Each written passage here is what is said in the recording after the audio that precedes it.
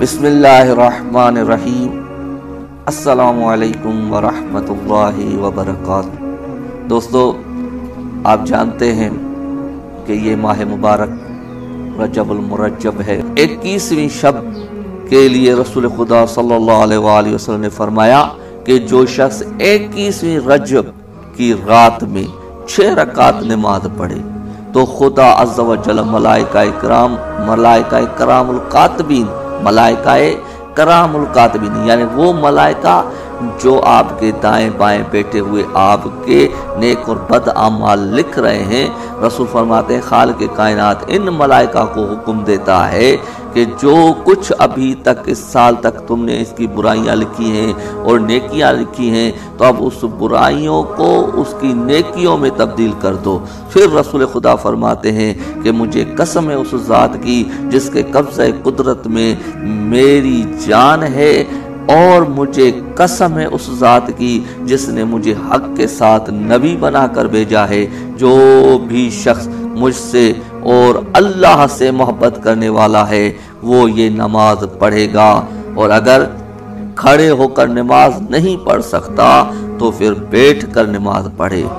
जब वो नमाज अदा कर देता है तो खुदा मलाइका में फ़ख्र व मुबाहात करता है और खुदा फरिश्तों के दरमियान फ़ख्र करता है। देखो तो सही ये मेरा बंदा किस तरह से मेरी इबादत कर रहा है, जबकि मैंने ये नमाज इस पर वाजिब नहीं की, उसके बावजूद कैसे ये मेरी नमाज को अदा कर रहा है।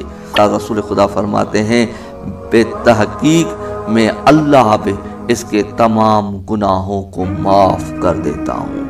तो तरीका क्या है? नमाज 2-2 रकात करके 6 रकात पूरी करनी है।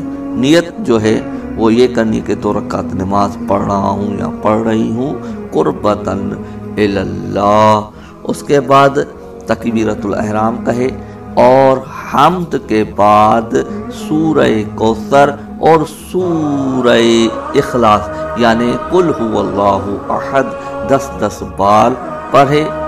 बाकी तमाम अरकान नमाज फजर की तरह अदा करें।